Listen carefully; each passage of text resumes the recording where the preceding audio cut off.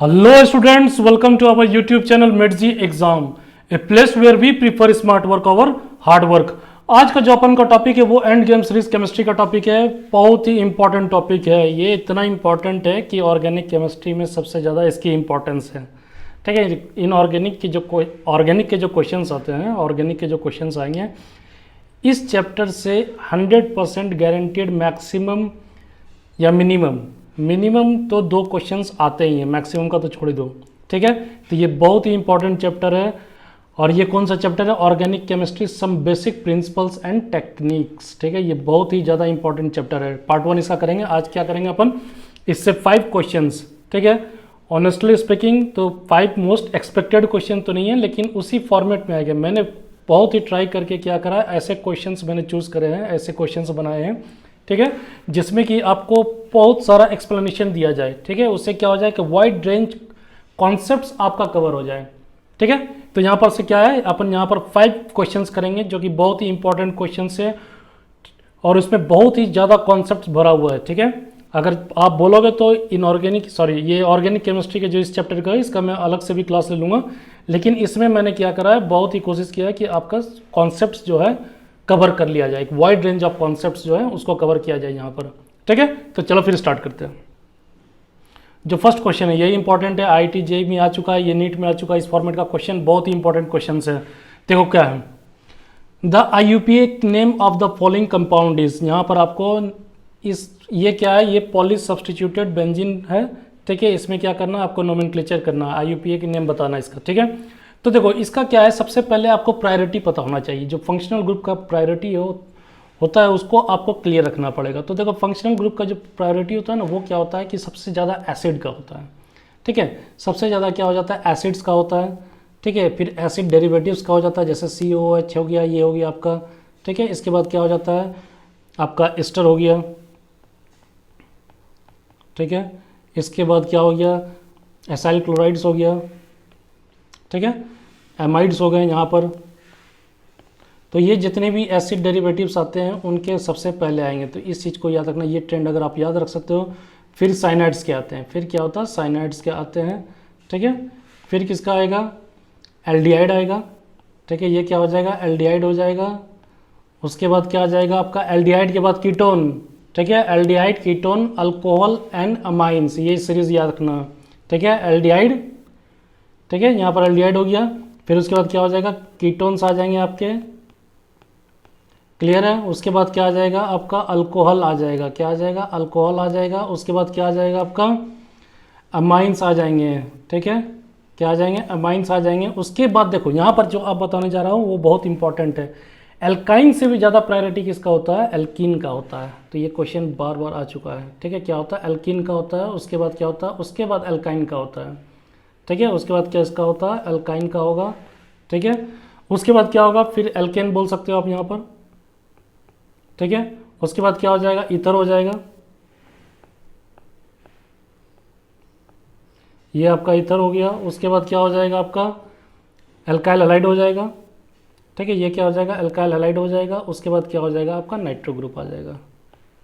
तो ये बहुत ही इंपॉर्टेंट सीरीज है, अगर आप इसे याद रख सकते हो तो ये बहुत ही अच्छा चीज़ होगा अगर आप इसे याद कर लो। फंक्शनल ग्रुप देखो यार, इसको याद करना सिंपल है। सबसे पहले क्या लेना है, एसिड का लेना है। ठीक है, एसिड्स के लेने के बाद क्या लोगे आप, उसके बाद जो एसिड के डेरिवेटिव्स होते हैं। ठीक है, उसके पहले एस्टर हो जाएगा, फिर एसाइल क्लोराइड्स हो गए, एमाइड्स हो गए। उसके बाद क्या हो जाएगा, साइनाइड्स होगा। ठीक है, एसिड के बाद क्या हो जाएगा, साइनाइड्स होगा। उसके बाद क्या हो जाएगा, एल्डिहाइड हो जाएगा, कीटोन हो जाएगा, अल्कोहल हो जाएगा, एमाइंस हो जाएंगे। अब यहाँ पर एल्केन हाइड्रोकार्बन की बात करें तो हाइड्रोकार्बन में आपका क्या हो जाएगा, सबसे ज़्यादा किसका प्रायोरिटी होगा, एल्कीन का होगा, देन एल्काइन का होगा, देन एल्केन का होगा। ठीक है, उसके बाद क्या हो जाएगा, ईथर हो जाएगा। उसके बाद एल्काइल हैलाइड हो जाएगा। उसके बाद नाइट्रो ग्रुप हो जाएगा। क्लियर है, तो ये क्या करना, आपको दिमाग में किसी तरह आपको ये क्या करना पड़ेगा, इसे फीड करना पड़ेगा। ठीक है, आप वहाँ पर क्या करोगे, लॉन्ग टर्म मेमोरी में इसे डालने की कोशिश करो। चलो जब देखते हैं, तो यहाँ पर क्या हो गया, अपन को ये पता चल गया कि ये प्रायोरिटी ग्रुप फंक्शनल ग्रुप है। ठीक है, तो अब यहाँ पर से क्या करेंगे, देखेंगे ये जो साइनाइड है। ठीक है, ये साइनाइड यहाँ पर ग्रुप में दिया हुआ, तो ये साइनाइड क्या हो गया, ये फंक्शनल, ये मेन फंक्शनल ग्रुप यहाँ पर हो गया। ठीक है, इसी के अकॉर्डिंग क्या करेंगे, इसी को पेरेंट चेन मान के यहाँ इससे क्या करेंगे, नोमेनक्लेचर करेंगे। ठीक है, नंबरिंग करते हैं। नंबरिंग में क्या होता है, इसमें लोएस्ट लोकेंट का सम रूल होता है। ठीक है, लोएस्ट लोकेंट सम रूल का मतलब क्या हो गया, मान लो अगर आपने इसे फर्स्ट माना। ठीक है, ये साइनाइड को आपने इस कार्बन को क्या माना, फर्स्ट माना। इसे आपने दो तरह से जा सकते हो, एक तो क्लॉकवाइज जा सकते हो, एक एंटी क्लॉकवाइज जा सकते हो। तो क्लॉकवाइज जब जाएंगे तो ये क्या हो जाएगा, ये सेकंड पोजीशन पे आएगा, ये थर्ड हो गया, ये फोर्थ हो गया, ये आपका फिफ्थ हो गया और ये सिक्स्थ हो गया, ठीक है। और जब एंटी क्लॉकवाइज में जाएंगे, ठीक है, अब एंटी क्लॉकवाइज में जाते हैं तो ये क्या हो जाता है, ये 1 अगर आपको लेते हो तो ये 2 हो जाएगा, ये 3 हो जाएगा, ये 4 हो जाएगा, ठीक है, ये क्या हो जाएगा, ये तो 4 का 4 ही रहेगा, और ये क्या हो जाएगा, ये 5 हो जाएगा, ये 6 हो जाएगा, ठीक है। तो यहाँ पर ये क्या हो गया, एंटी क्लॉकवाइज में हो गया। अब देखो, अब जब आप क्लॉकवाइज डायरेक्शन वाले को ऐड करते हो तो यानी फर्स्ट पे है लोएस्ट लॉक एंड रूल समझा रहा हूँ, ठीक है। उसके जो सम होते हैं, जो कॉन्सेप्ट आता है, एक कॉन्सेप्ट आता है जिसे आप lowest lock and sum rule कहते हो, ठीक है। तो यहाँ पर लोकेंड्स का क्या मतलब, जो सब्स्टिट्यूटेड ग्रुप्स हैं, कहाँ पर लोकेटेड है उसी को क्या बोलते हैं, उसी पोजीशन को लोकेंड्स कह देते हैं। तो ये क्या हो गया, 1 पे है यानी 1 + 2 पे है, ठीक है, इसका सम प्लस 5 का सम, ये कितना आ गया आपका, ये 8 आ गया, ठीक है। अब एंटी क्लॉकवाइज में चलते हैं, ठीक है, जो ग्रीन से डिनोट किया हुआ दैट इज एंटी क्लॉकवाइज। तो यहाँ पर ये क्या हो गया, 1 + 5 पे है, आई थिंक 3 पे है, और सेकंड ये जो लास्ट है ब्रोमीन, ये क्या कितने पे, ये 6 पे है, और ये कितना हो जाएगा, यानी ये आपका कितना हो गया, ये आ गया आपका 10 आ गया। तो लोएस्ट सम किसका आया, यानी क्लॉकवाइज डायरेक्शन वाला, ठीक है। जो क्लॉकवाइज डायरेक्शन हमने किया हुआ था वो क्या हो गया, लोएस्ट हो गया। तो अपन क्या करेंगे, यानी ये सही होगा, ठीक है। यहाँ पर ये क्या हो जाएगा, लोएस्ट लॉक एंड रूल जो सम होता है उसको यहाँ पर करेक्ट कर लेंगे, इसी को क्या बोलते हैं, लोएस्ट लॉक एंड रूल कहते हैं, ठीक है। तो ये जो अपन का जो रेड वाला है वो ज़्यादा सही है, ठीक है, जिसे रेड से डिनोट किया हुआ उसको अपन यहाँ पर इंक्लूड करेंगे, ठीक है। यानी ये क्या हो गया, फर्स्ट पोजीशन पे साइनाइड हो गया, ठीक है, CN ग्रुप लगा हुआ है, यानी ये सेकेंड हो गया, ये थर्ड हो गया, ये फोर्थ हो गया, और हाइड्रोक्सी ग्रुप जो है वो फिफ्थ पोजीशन पे है, ठीक है। तो अब यहाँ पर क्या हो जाएगा, अब देखो, अब यहाँ पर क्या करेंगे, अल्फ़ाबेटिकली नोमेनक्लेचर IUPAC नेम लिखेंगे अल्फ़ाबेटिकली, यानी ये क्या हो जाएगा, 2 पे ब्रोमो है, दैट मीन्स यहाँ पर क्या लिखेंगे, 2 ब्रोमो, क्या लिखेंगे, 2 ब्रोमो, ठीक है। फिफ्थ पोजीशन पे क्या आपका हाइड्रोक्सी है, यानी 5 हाइड्रोक्सी हो जाएगा, क्या हो जाएगा, 5 हाइड्रोक्सी,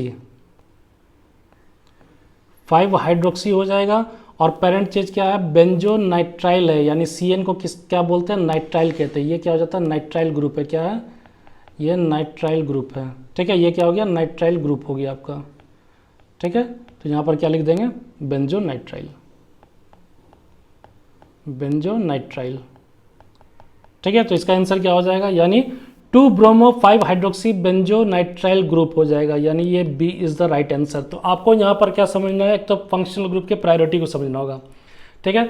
यहाँ पर क्या है, ये प्रायोरिटी आपको जो दिया हुआ मैंने लिखवाया है ये बहुत ही इंपॉर्टेंट है। तो आप क्या पहले करोगे, किसी तरह दिमाग में से फीड कर लो, और इसका सिंपल सा कॉन्सेप्ट है, पहले एसिड लेना, ठीक है, फिर उसके बाद साइनाइड लेना, एसिड के बीच में क्या करना, डेरिवेटिव्स लेना, एसिड के बाद एसिड डेरिवेटिव्स ले लो, ठीक है, उसके बाद साइनाइड्स लो, एल्डिहाइड लो, कीटोन लो, अल्कोहल लो, उसके बाद एमीन लो, ठीक है। फिर हाइड्रोकार्बन में आओगे तो सबसे ज़्यादा किसका हो जाएगा, एल्किन का हो जाएगा, ठीक है। एल्किन के बाद किसका हो जाएगा, एल्काइन का हो जाएगा, देन एल्केन, उसके बाद आपका ईथर आ जाता है, ठीक है, ईथर आ जाएगा, ईथर के बाद अल्काइल हैलाइड आ जाएगा, देन नाइट्रो ग्रुप आ जाएगा, ठीक है। तो यहाँ से ये क्लियर हो गया, और फिर क्या करेंगे, लोएस्ट लोकेंट सम रूल लेंगे, ठीक है, उससे यहाँ पर से आपका ये क्लियर हो जाएगा। तो बहुत ही अच्छा कॉन्सेप्ट था, इस टाइप के क्वेश्चन अब आपसे नहीं छूटेंगे, ठीक है, आप 100% इसे करके आओगे, क्लियर है। नेक्स्ट क्वेश्चन देखते हैं। ये देखो, यहाँ पर मैंने क्या कवर किया, ये भी एक टॉपिक है जिसको कि मैंने यहाँ पर कवर करने का कोशिश किया, ठीक है। देखो यहाँ पर क्या करा, तो क्वेश्चन क्या है, which of the following represent the correct order of stability of given carbocations. यहाँ पर कार्बोकेटायंस की स्टेबिलिटी को बताना है, ठीक है। तो यहाँ पर आपको एक बात पता होना चाहिए, ये कार्बोकेटायन है, कार्बोकेटायन की जो स्टेबिलिटी होता है, तो यहाँ पर क्या अपन करेंगे, यहाँ पर एरोमेटिक, एंटी एरोमेटिक और cyclic compound with localised electrons का कॉन्सेप्ट लेंगे, ठीक है। तो देखो एरोमेटिक क्या होता है, तो जो एरोमेटिक का जो कॉन्सेप्ट होता है, तो एरोमेटिक कोई भी कंपाउंड कब होता है, एरोमेटिक के लिए उसे हकल्स रूल आपको पढ़ा ही होगा, ठीक है, अपने ही चैनल पे एक वीडियो है, ठीक है, हकल्स रूल को उसने वहाँ पर क्या करा, एक टीचर है, ठीक है, बहुत ही अच्छे टीचर है, हमारे मेंटर हैं, तो उन्होंने क्या करा, हकल्स रूल को बहुत ही अच्छे से बहुत ही एक्सप्लेन करके समझाया हुआ है, तो वो वीडियो भी आप देख सकते हो, ठीक है। तो ये क्या हो गया, ये क्या हो गया, एरोमेटिक, एरोमेटिक की बात करते हैं यहाँ पर। तो देखो एरोमेटिक का कॉन्सेप्ट क्या होता है, एरोमेटिक का जो कॉन्सेप्ट होता है वो आपके 4n+2 पाई इलेक्ट्रॉन्स होने चाहिए, ठीक है, कितने इलेक्ट्रॉन्स होने चाहिए, 4n+2 पाई इलेक्ट्रॉन्स होने चाहिए। यहाँ पर n क्या है, n हो गया आपका नंबर ऑफ रिंग्स हो जाता है, ठीक है, वो क्या होता है, 0, दैट कैन बी 0, 1, 2 3, ठीक है, ये होल नंबर हो जाते हैं। क्या हो जाते हैं? होल नंबर हो जाते हैं, होल नंबर्स, ठीक है, होल नंबर हो जाते हैं। आप n can be anything from 0 to infinity, ठीक है। अब देखो एंटी एरोमेटिक की बात करते हैं जब, तो एंटी एरोमेटिक का क्या कॉन्सेप्ट आता है? एंटी एरोमेटिक जब लोगे आप, एंटी एरोमेटिक जब आप लेते हो तो ये एंटी एरोमेटिक क्या हो जाता है? इसका जो पाई इलेक्ट्रॉन्स कितने होना चाहिए? इसमें 4n पाई इलेक्ट्रॉन्स होने चाहिए, 4n पाई इलेक्ट्रॉन्स होने चाहिए। और ये क्या होना चाहिए? ये नेचुरल नंबर होना चाहिए, होल नंबर नहीं होना चाहिए। यानी n की जो वैल्यू है 1 से स्टार्ट होनी चाहिए, 1 2 3 4, और ये कहाँ, ठीक है। तो यहाँ पर ये क्या होना चाहिए? ये नेचुरल नंबर होना चाहिए, ठीक है, नेचुरल नंबर होना चाहिए। तो अब यहाँ पर समझना, देखो जब एरोमेटिक कंपाउंड्स जो होते हैं वो ज़्यादा स्टेबल होते हैं। अब इनकी स्टेबिलिटी की बात करते हैं तो आपको एक कॉन्सेप्ट और बता देता हूँ मैं। जो एरोमेटिक कंपाउंड्स होते हैं, ठीक है, एरोमेटिक कंपाउंड्स क्या होते हैं? स्टेबिलिटी ऑर्डर जो होती है वो क्या होती है? सबसे ज़्यादा किसकी होती है? एरोमेटिक कंपाउंड्स की होती है, ठीक है। उसके बाद किसका होता है? Cyclic compounds with localised electrons, cyclic compounds with localised electrons, with localised electrons. और जो लिस्ट स्टेबल हो जाते हैं वो क्या हो जाते हैं? एंटी एरोमेटिक कंपाउंड्स हो जाते हैं। एंटी एरोमेटिक कंपाउंड्स क्या हो जाते हैं? लिस्ट स्टेबल हो जाते हैं,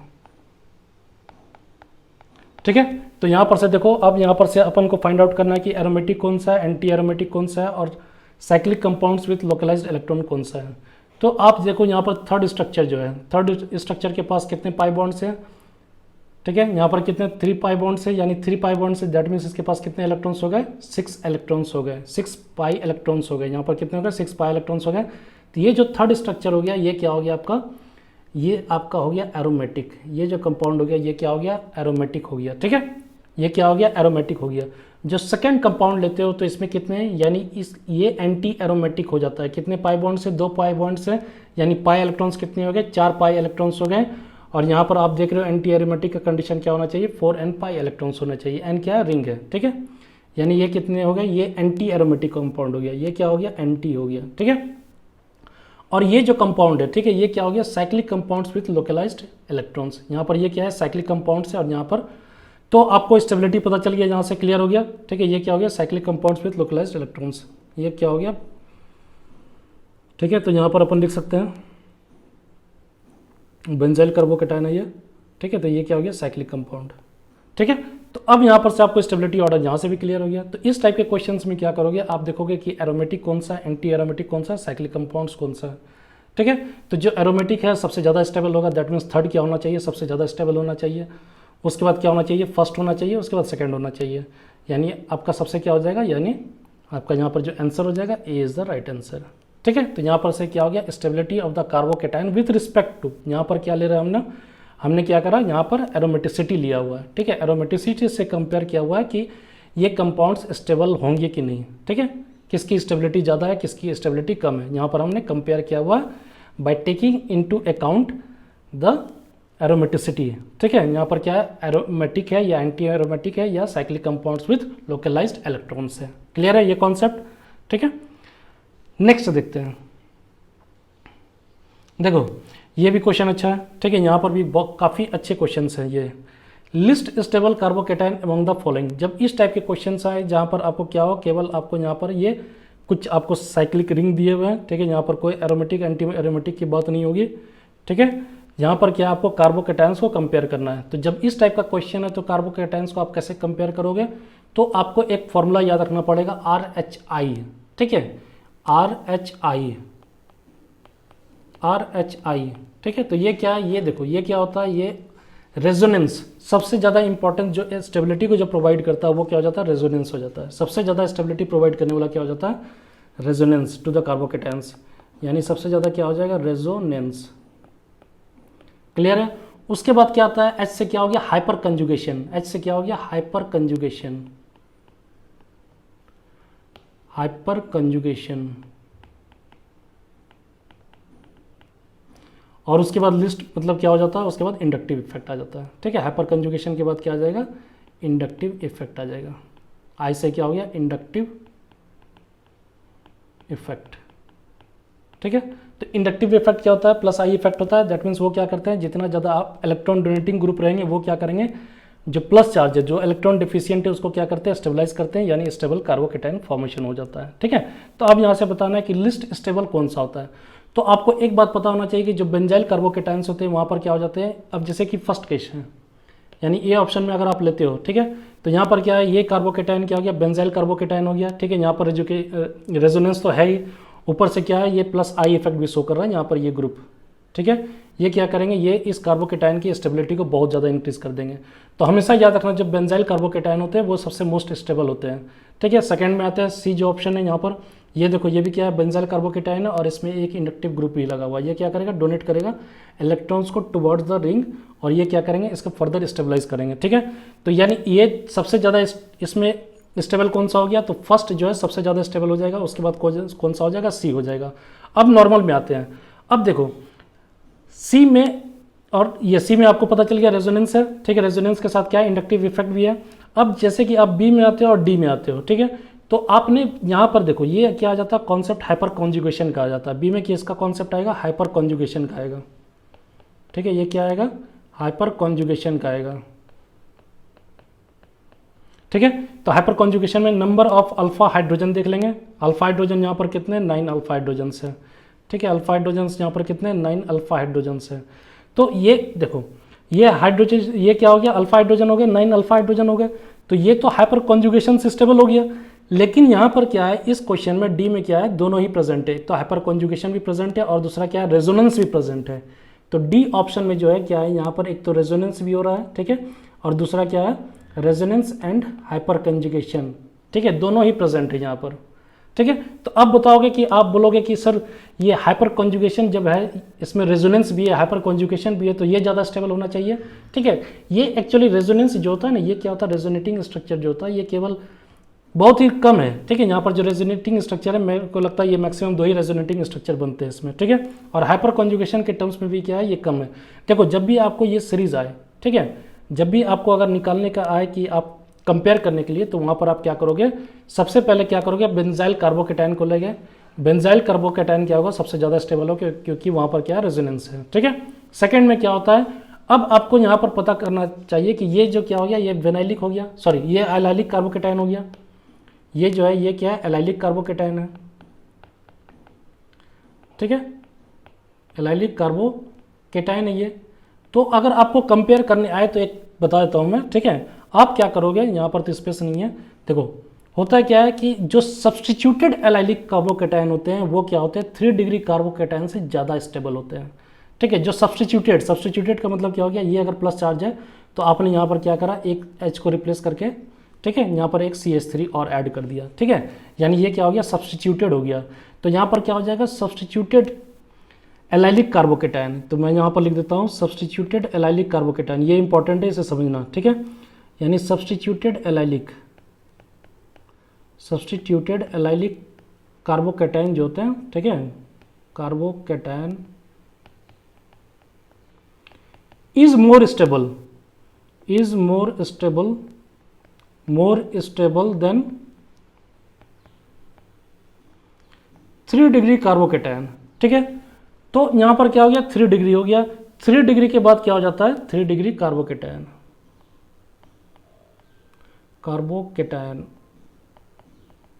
ठीक है। तो अब यहां पर क्या है, देखो एलाइलिक यहां पर पता चल गया। 3 डिग्री के बाद क्या आ जाता है, 3 डिग्री के बाद क्या आ जाता है, आपका एलाइलिक कार्बोकेटाइन आता है। सब्स्टिट्यूटेड नहीं, एलाइलिक कार्बोकेटाइन।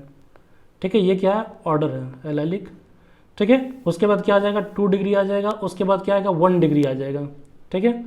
उसके बाद क्या आ जाएगा, 1 डिग्री आ जाएगा। देन एक और आएगा विनाइलिक कार्बोकेटाइन। क्या आ जाएगा, विनाइलिक कार्बोकेटाइन। यानी विनाइलिक कार्बोकेटाइन की अगर बात करें तो उसे आप किससे रिप्रेजेंट करते हो, CH2CH और यहाँ पर एक प्लस चार्ज। ठीक है। ये क्या हो गया आपका, ये विनाइलिक कार्बोकेटाइन हो गया। ये जो हो गया, ये क्या हो गया आपका, ये हो गया विनाइलिक कार्बोकेटाइन। ठीक है। तो यहाँ पर से ये आपको याद रखना, सबसे पहले क्या हो जाएगा, बेंजाइलिक हो जाएगा। बेंजाइलिक के बाद सब्स्टिट्यूटेड कार्बोकेटाइन। ठीक है। कौन सा, सब्स्टिट्यूटेड एलाइलिक कार्बोकेटाइन। ठीक है। Substituted allylic. ठीक है। सब्स्टिट्यूटेड एलाइलिक कार्बोकेटायन, उसके बाद क्या हो जाएगा 3 डिग्री आ जाएगा, उसके बाद क्या हो जाएगा एलाइलिक कार्बोकेटायन हो जाएगा 2 डिग्री हो जाएगा, और देन उसके बाद क्या हो जाएगा विनाइलिक कार्बोकेटायन हो जाएगा। तो ये क्या होता है, ये जनरल ऑर्डर होता है, ठीक है। तो मैंने यहाँ पर क्या करा, टोटल का टोटल जितना कॉन्सेप्ट होता है वो कवर करने का कोशिश किया है, ठीक है। आप यहाँ से समझ सकते हो। यहाँ पर क्या हो जाएगा, इस चीज़ को आप याद रखना, सबसे पहले आप प्राइम इंपॉर्टेंस किसको दोगे, आप रेजोनेंस को दोगे, देन उसके बाद हाइपर कॉन्जुगेशन को, देन इंडक्टिव इफेक्ट को। ये क्या करते हैं, ये तीनों क्या करते हैं, कार्बोकेटायन को स्टेबल करते हैं, स्टेबलाइज करते हैं, ठीक है। नेक्स्ट देखते हैं अपन, ये देखो ये भी बहुत अच्छा कॉन्सेप्ट है। Most acidic species among the following is, आपको यहाँ पर क्या बताना है कि सबसे ज़्यादा एसिडिक स्पेसिस क्या है। तो जब भी आप किसी भी एसिडिक की बात करते हो, यहाँ पर अगर आपको इस एसिडिक स्ट्रेंथ अगर कंपेयर करना होता है तो वहाँ पर आप क्या करोगे, सबसे पहले क्या करोगे, आप वहाँ पर कंजुगेट बेस बनाओगे, ठीक है। ये एसिड है, ये क्या होगा, एक प्रोटॉन को लूज करेगा और कंजुगेट बेस बनाएगा, ठीक है। तो इसमें क्या होता है, पार्टिकुलरली 2 ट्रेंड होता है। सबसे पहले आप क्या करोगे, उस 2 ट्रेंड को फॉलो करोगे, ठीक है। पहला ट्रेंड क्या होता है, 2 इंपॉर्टेंट ट्रेंड्स को आप फॉलो करोगे, 2 इंपॉर्टेंट ट्रेंड्स। तो जो फर्स्ट हो जाता है वो क्या हो जाता है, जो फर्स्ट ट्रेंड है वो क्या हो जाएगा आपका इलेक्ट्रोनेगेटिविटी। ये क्या होता है, ये सबसे मोस्ट इंपॉर्टेंट ट्रेंड होता है, इलेक्ट्रोनेगेटिविटी, ठीक है।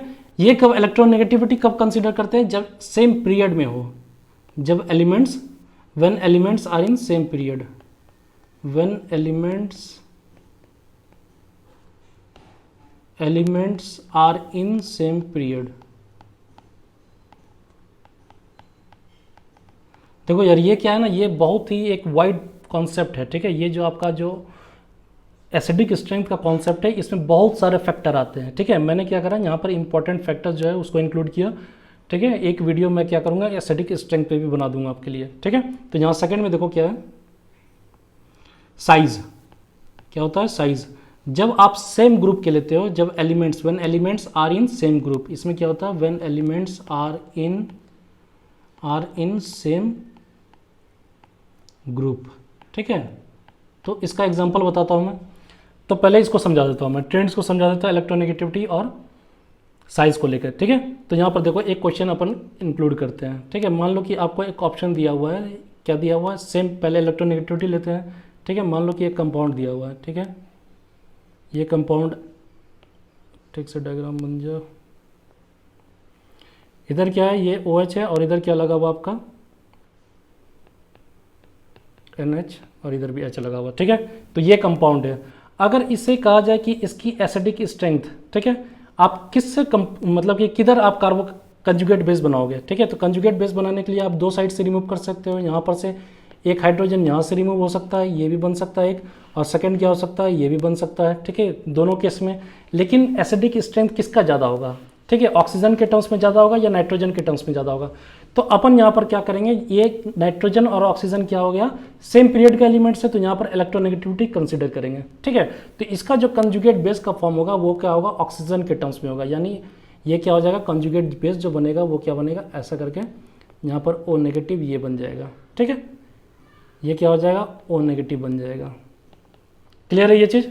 ये क्या हो गया, जब आपका सेम पीरियड में हो, ठीक है, सेम पीरियड में दोनों क्या है, सेकंड पीरियड के एलिमेंट्स है, तो यहाँ पर क्या करोगे, इलेक्ट्रोनेगेटिविटी को कंसीडर करोगे। किसको कंसीडर करोगे, इलेक्ट्रोनेगेटिविटी को, ठीक है। आई थिंक ये समझ में आ गया।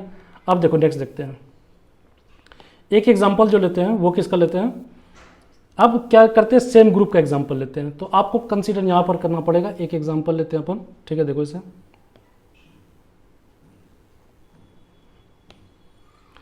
ये आपका हो गया। अब यहाँ पर हमने क्या करा, OH को लिया हुआ एक साइड में, और यहाँ पर क्या कर दिया, SH को लिया, ठीक है। अब यहाँ पर जो कंजुगेट बेस बनेगा, ठीक है, एसिडिक स्ट्रेंथ निकालने के लिए आपको सबसे पहले क्या करना होता है, कंजुगेट बेस बनाना पड़ता है। कंजुगेट बेस का मतलब क्या हो गया, एक प्रोटॉन को आपने रिमूव कर दिया।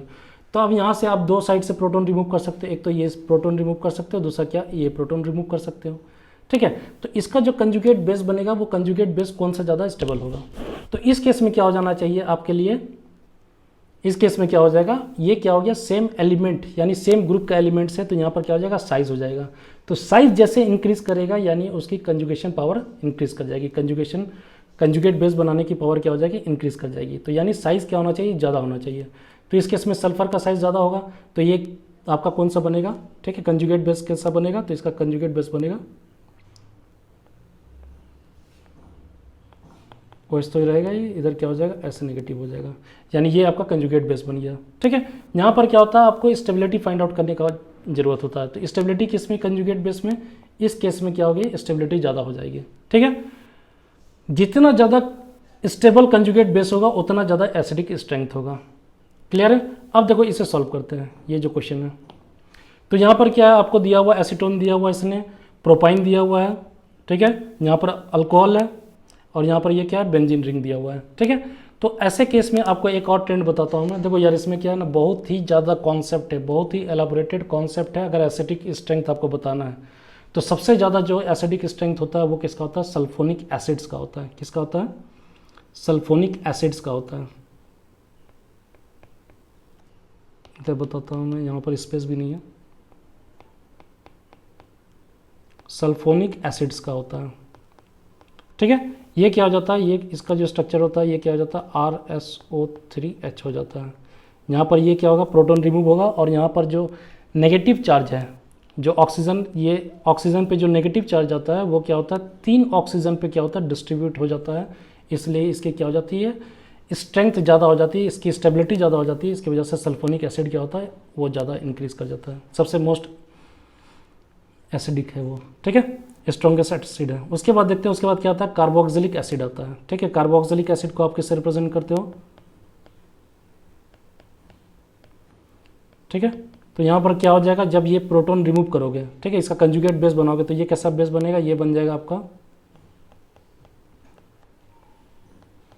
अब ये क्या है, ये ऑक्सीजन जो एटम है, ठीक है, ऑक्सीजन एटम पे जो नेगेटिव चार्ज है ये क्या होगा, इधर 2 ही ऑक्सीजन एटम पे ये क्या करता है, ट्रांसफ़र होता है। ये जो चार्ज ट्रांसफ़र है ये क्या होता है, 2 एटम पे डिस्ट्रीब्यूट होते हैं, 2 ऑक्सीजन एटम्स पे ये डिस्ट्रीब्यूट होते हैं, 2 ऑक्सीजन एटम्स, ठीक है। उसके बाद किसका आ जाता है, कार्बोनिक एसिड का आ जाता है। कार्बोनिक एसिड को किससे रिप्रेजेंट करते हो आप, C डबल बॉन्ड O, और यहाँ पर ये OH हो जाता है, H3COH। ये जो कार्बोनिक एसिड होता है ये क्या हो जाएगा, OH हो जाएगा यहाँ पर। और देखो कार्बोनिक एसिड का फॉर्मूला क्या होता है, कार्बोनिक एसिड का फॉर्मूला जो होता है वो क्या होता है, H2CO3 होता है, ठीक है। अब देखो यहाँ पर, अब ये कॉन्सेप्ट को है, यहाँ पर से आप क्या करोगे, एक प्रोटॉन को रिमूव करोगे, ये जो प्रोटॉन आपका रिमूव होगा, ठीक है, ये क्या होगा, प्रोटॉन रिमूव होगा, तो यहाँ पर क्या बन जाएगा आपका, एक तो ये C पे आएगा डबल बॉन्ड, और यहाँ पर O नेगेटिव हो जाएगा, ठीक है, और ये क्या हो जाएगा, OH हो जाएगा। अब आप यहाँ पर ये जो नेगेटिव चार्ज है ये क्या होगा, 2 ऑक्सीजन पे रोटेट करेगा, ठीक है, ये क्या करेगा, 2 ऑक्सीजन पे डिस्ट्रीब्यूटेड होगा। तो यहाँ पर आप बोलोगे सर यहाँ भी 2 एटम पे है, यहाँ भी 2 एटम पे है, 2 ऑक्सीजन एटम पे हो रहा है, तो यहाँ पर क्या होता है एक्चुअली, ये जो ऑक्सीजन एटम है, ठीक है, ये इसके पास जो लोन पेयर है ये क्या करते हैं, इसे डोनेट करते हैं इस रिंग को, और जिसकी वजह से ये क्या होता है, नेगेटिव चार्ज गेट डिस्टेबलाइज। यहाँ पर क्या होता है, नेगेटिव चार्ज डिस्टेबलाइज हो जाता है, इसलिए क्या हो जाता है, जो आपका कार्बोक्सिलिक एसिड है that is stronger acid than carbonic acid, ठीक है। ये क्या करता है, ये जो लोन पेयर इस पे प्रेजेंट होता है, इस ऑक्सीजन एटम पे, OH ऑक्सीजन एटम पे, तो ये क्या करता है, इस पे डोनेट करता है, ठीक है। डोनेशन की वजह से क्या होता है, नेगेटिव चार्ज गेट्स स्टेबलाइज, ठीक है। तो यहाँ पर स्टेबिलिटी इसकी क्या हो जाती है, थोड़ी सी कम हो जाती है, किससे, कार्बोक्सिलिक एसिड से, ठीक है। यानी ये जो आपका है ये कार्बोक्सिलिक एसिड है,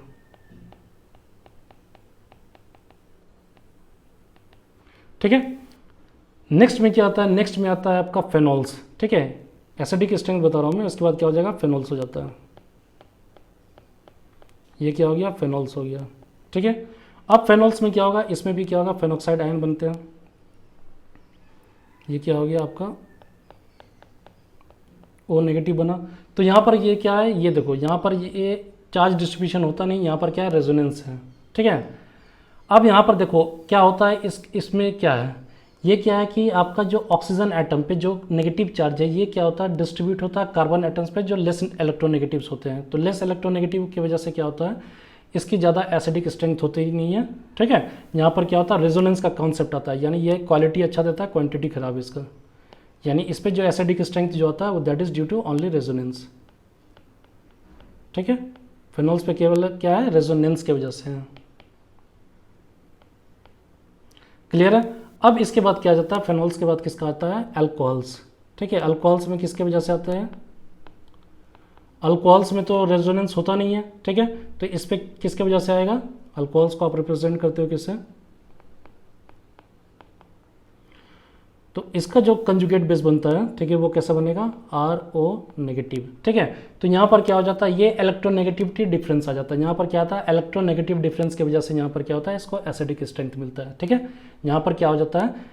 इलेक्ट्रोनेगेटिविटी डिफरेंस, यानी R और ये क्या हो जाता है? O और H, ये जो OH का जो बॉन्ड होता है, ये क्या होता है? इन दोनों के बीच में काफ़ी ज़्यादा इलेक्ट्रोनेगेटिव डिफरेंस आ जाता है, जिसकी वजह से इसको क्या होता है? एसिडिक स्ट्रेंथ मिलता है।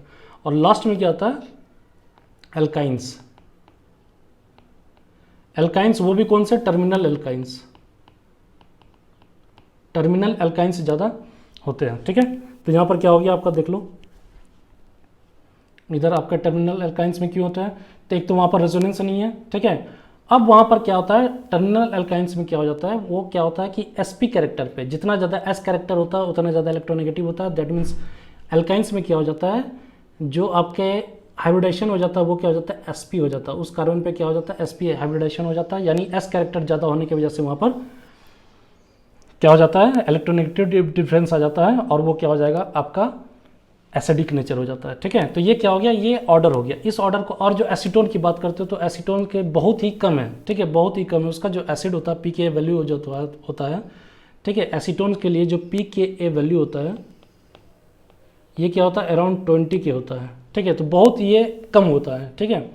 तो यहाँ पर से आपको क्या पता चल गया? जो सबसे स्ट्रॉन्गेस्ट एसिड हो जाएगा अगर कंपेयर करने के लिए। ये देखो, ये क्या करा मैंने? कुछ ट्रेंड्स यूज़ करा, कुछ आपको कॉन्सेप्ट्स बता दिए, ठीक है। तो यहाँ पर से आपको ये चीज़ क्लियर हो जाना चाहिए, इससे आपके क्वेश्चन सॉल्व हो जाते हैं, ठीक है। इससे क्या हो जाएंगे? आपके सारे क्वेश्चन ऑलमोस्ट सॉल्व हो जाएंगे, ठीक है।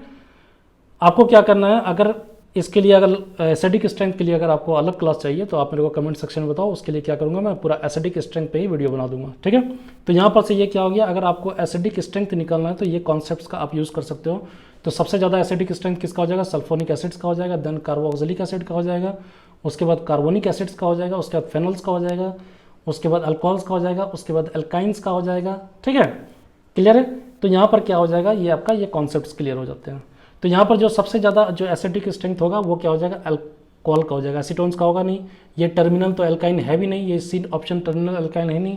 ये बेंजीन रिंग है, यहाँ पर तो होगा नहीं, ठीक है। और सेकंड में क्या है कि ये आपका अल्कोहल होता है, बी जो ऑप्शन है ये अल्कोहल है, तो यहाँ पर क्या हो जाएगा? मैक्सिमम हो जाएगा। ये क्या होगा? इन दोनों के इलेक्ट्रोनेगेटिविटी डिफरेंस, यानी O और H के बीच का जो इलेक्ट्रोनेगेटिविटी जो डिफरेंस है, ठीक है, उसके वजह से क्या हो जाएगा? यहाँ पर आपका एसिडिक स्ट्रेंथ आ जाएगा, यानी B is the right answer. Clear है? तो इसमें मैंने क्या करा? बहुत सारा टॉपिक कवर करने की कोशिश करा। बहुत ही वास्ट चैप्टर है ये, इसका कोई लिमिट है नहीं, ठीक है। तो जो इंपॉर्टेंट है वो उसको मैं डिस्कस करूँगा। नेक्स्ट देखते हैं अपन, resonance is not possible in. आपको यहाँ पर 4 स्पेसिस दिए हुए हैं, इसमें से आपको बताना है कि रेजोनेंस किस में नहीं होना चाहिए। तो रेजोनेंस के लिए कुछ कंडीशंस होने चाहिए, ठीक है। रेजोनेंस के लिए ये कंडीशन सेटिस्फाई करता है, एक प्लस चार्ज है और अल्टरनेट पे क्या है? एक प्लस चार्ज है, और दूसरा क्या है? लोन पेयर ऑफ इलेक्ट्रॉन्स है, ठीक है, ये सेटिस्फाई करते हैं। यहाँ पर क्या हो गया? ये आपका देखो NO2 है, तो नाइट्रोजन पे यहाँ पर क्या हो जाएगा? यहाँ पर लोन पेयर ऑफ इलेक्ट्रॉन्स होते हैं, ठीक है, नाइट्रोजन पे लोन पेयर ऑफ इलेक्ट्रॉन्स है, तो यहाँ पर एक पाई बॉन्ड है और अल्टरनेट पे एक लोन पेयर इलेक्ट्रॉन्स है, यहाँ भी पॉसिबल है। लेकिन अगर बी में आप आते हो, ठीक है, यहाँ भी रेजोनेंस होता, ये भी परफेक्ट कंडीशन है, पाई बॉन्ड है, यहाँ पर अल्टरनेट पे क्या है आपका? एक पॉजिटिव चार्ज है, ठीक है, ये भी परफेक्ट कंडीशन है। लेकिन यहाँ पर एक ये क्या हो गया? यहाँ ड्रॉबैक क्या हो गया इस कंडीशन में? अगर मान लो कि ये आपका जो पाई इलेक्ट्रॉन्स है, ठीक है, ये इस पोजीशन पे ट्रांसफ़र होता है, ये जो पाई इलेक्ट्रॉन्स है इसका मूव इधर होता है, तो यहाँ पर क्या होगा? प्लस चार्ज क्रिएट हो जाएगा और यहाँ पर एक डबल बॉन्ड बन जाएगा, ठीक है। लेकिन आप मेरे को ये बात बताओ कि नाइट्रोजन 5 बॉन्ड्स बना सकता है? यहाँ पर क्या हो रहा है? नाइट्रोजन 5 बॉन्ड बना रहा है। इस केस में यहाँ पर क्या हो रहा है? नाइट्रोजन के 5 बॉन्ड्स बन रहे हैं। कितने बन रहे हैं? 5 बॉन्ड्स बन रहे हैं, जो कि पॉसिबल नहीं है, ठीक है। यहाँ पर क्या हो रहा है? नाइट्रोजन 5 बॉन्ड्स बना रहे हैं, वो पॉसिबल नहीं होता है कि नाइट्रोजन यहाँ पर 5 बॉन्ड्स फॉर्म कर सके, ठीक है। ये क्लियर हो गया? तो यहाँ पर ये क्या हो जाएगा? रेजोनेंस इस केस में पॉसिबल नहीं है, ठीक है। क्लियर है ये चीज़? काफ़ी अच्छे क्वेश्चन थे, बहुत ही अच्छे क्वेश्चन थे। इनफैक्ट यहाँ पर मैंने क्या करा? बहुत सारे कॉन्सेप्ट्स को क्लियर करने की कोशिश करा, और आपको क्या करूँगा? नेक्स्ट क्लास में और भी ज़्यादा कॉन्सेप्ट्स क्लियर करूँगा। थोड़ा लंबा वीडियो बन गया था, इसलिए थोड़ा सा एक्सर्शन ज़्यादा हो रहा था, ठीक है।